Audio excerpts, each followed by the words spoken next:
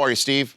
I'm doing good, Rich. How are you? I am doing fine. I guess the word is congratulations in a way, but Marshall Faulk and all the guys who I work with who retired said, that word sort of got them a little riled up. Is congratulations the right word to say to you right now, Steve? No, I don't know. I guess I'll take it. It's better than screw you, so I'll take that. Now, you say that as if you've heard that one before, Steve. Oh, absolutely. I've heard it, So why now? Why now, Steve?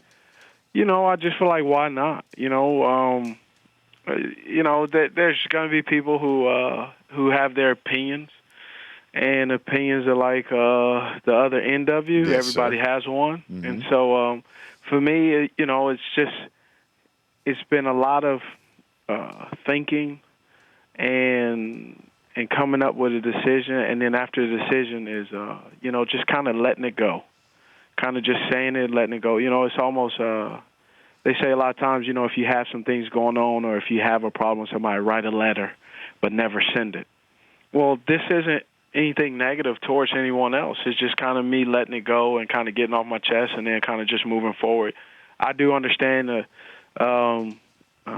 some of the requests and the media stuff that's going to come behind it, but at the same time, I'll approach that the same way I approach everything else. If I want to do it, I'll do it. If I'm not, I'm not.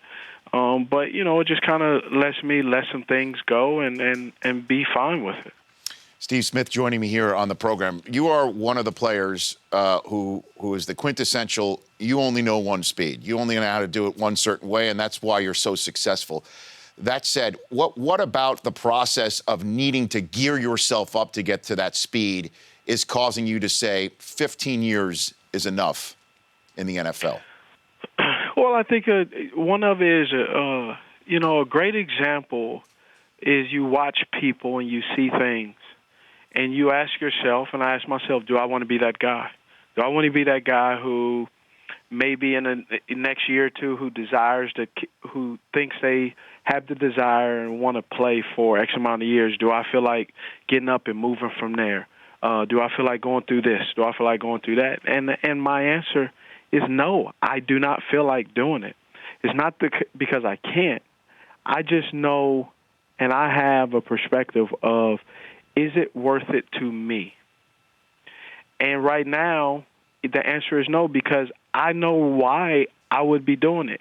And it has nothing to do with money. It just has to do with, really, is that fear and the uncertainty of not knowing what comes next. And I know what's coming next is enjoyment, and I look forward to that. Somebody asked me, what does it look like? Man, when you run a route, you know what you're running it. The only difference with success and failure in that route is an opponent, is a linebacker, DB, or safety, is it coverage. But you have a finish line. For me, this gives me a finish line. And I work well with finish lines and objectives. And so that's what I feel like I'm at. I know at the end of whenever it comes. But I also didn't want to be one of those guys where I played, and if it didn't go right, then you go, well, I'm retiring. They go, oh, did he quit because of this? Now it's out there. Does it put pressure on me? Absolutely, it does. Because then everything, if I don't do this, well, see, that's why he's retiring, because he's older or he's not this. And it's like, no, I'm retiring because I get to choose to. So if, let's say, November, December, and you're crushing it as you have in your career, there won't be... Which I will. I will be. If you noticed, I said like you have in your career. Yeah. Okay. Yep. So there won't be a moment where you pause and go, maybe 16th, I can do this, where I can gear it up in the non-playing season and get those workouts in, that I can focus in that regard. That won't creep in in November? Oh, absolutely. It crept in up to the moment I walked up and talked to the team and walked up to the podium. It did it to where when I was working out this year, and my trainer, he knew it. My wife knew it. We talked about it, but then there's days where I go, for that split second, yes. But I also have a teenager who's going to be an upcoming senior, who is going to be, this time next year, I'll be driving him off to college. And I want to experience that. I don't want to have to ask someone, can I take my boy to college? Mm-hmm. I'm going to take my son to college, and I don't have to ask anybody. And those are the things that are important to me. What are the ages of your other kids? So my oldest 17, my daughter should be 14 in about a month. My other son is 10 years old, and then my youngest junior, he's 1 year old. So you are in diapers. You are going off to college. I mean, you are running the parental gamut right here. Let me say, I have college, starting my daughter menstrual cycle, and hormones, a little bit hormones, and then I got poopy diapers. I have everything covered. And oh yeah, by the way, I have a career. And so it's just all those things I enjoy doing, but it's also time for me to settle down and come to a realization that something has to give. And if you wait long enough, the only thing's going to give is your feelings, because the harsh reality of I can't do it anymore is going to come at some point. Yeah, and you've got at Denver, week 1, right? At Oakland, week 2. Now, let's say, Steve, that you show up in Denver and the Broncos want to give you a going-away present a la many farewell tours. Do you accept the farewell tour, Steve, from visiting teams? Oh, do you do that? I'll give them it'll be a farewell tour for me, but let me be very clear. I will wound, damage, and puncture a lot of people on my way out. So I sort of wondered, because one of my colleagues here on the set feels that farewell tours, like ones that Jeter or Mariano Rivera went on, but he's also a Red Sox fan, thinks that that's, making it about the athlete more than about anything else. Where do you stand on the concept of farewell tours, Steve Smith Sr.? I said I got all. Let me tell you something. I'm playing with house money. You know it's dangerous when you're playing with house money? You don't have no regard. So you're go ahead. I'm all in. I'm all in with your money. And you know what they say when you're playing with other people's money? You just be reckless. You do stupid things with it. That's what I'm gonna do. So house money. So you're particularly dangerous this year, is what you're saying, Steve. Yes, sir. Put the women and children to bed. It's not gonna be a good night. Was there any thought at all of you waiting one year, saying I'm done, and then signing with the Panthers at all? Was that and it crossed your mind at all, and going out that way, Steve? Well, I'm still I'm under contract with the Baltimore Ravens, and to be honest, I'm not avoiding the question. I'm putting it like this: it's taken me a couple of months to get to this decision.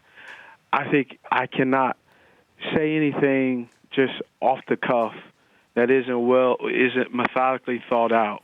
And we'll make that decision when I get to that. But right now I'm a Baltimore Raven, and I will operate and work as a Baltimore Raven. Okay. And did you notice in your old camp that Cam, of all people, got into a fight, a training camp fight, Steve? Did you see that? I saw that. What'd you think? Well, you know what? I guess that's good for them. I didn't think they kind of like those players, so I guess it's all right. I like it. I think I got to razz him, though. He's the first guy I've ever seen fight smiling the whole time. So do you think this is this in Cam's nature, or is this a new Cam that we're seeing here, Steve? What do you think? I don't know. My quarterback's Joe, so I'm not. Okay. I worry about what's going on in Baltimore. Okay. You're just focused on the task ahead. Yep. And the task ahead is to make sure that everybody remembers your name after you come through them one final time. Have I given that the proper billing? I mean, you don't really have to even remember my name, to be honest. I hope I leave a lasting impression where they give you that concussion test, and they give you a word to remember. You can't remember it, and then they confiscate your helmet. That's what I hope. That's Steve Smith Sr. Say my name is essentially what you want to say. Look, let me tell you something, Steve. I've started doing the NFL Network thing in 2003. Yeah. And you were in year 3 when that happened. So I have essentially seen your entire career, Super Bowls, changing teams. At the Pro Bowls, I've watched your family get larger as you as you had more and more kids with your wife. And I'm just thrilled to see you doing it the way you want to do it, Steve. You deserve it. I appreciate it. I know a lot of people don't get the opportunity to do it, and I've gotten the opportunity to do it. But, you know, one of the things I want to make clear is it's not a farewell tour. Okay. It's still ball, man. You know, and I'm not walking in any stadium, any practice, thinking and feel like, well, man, this is quote unquote my last game, so give me some slack.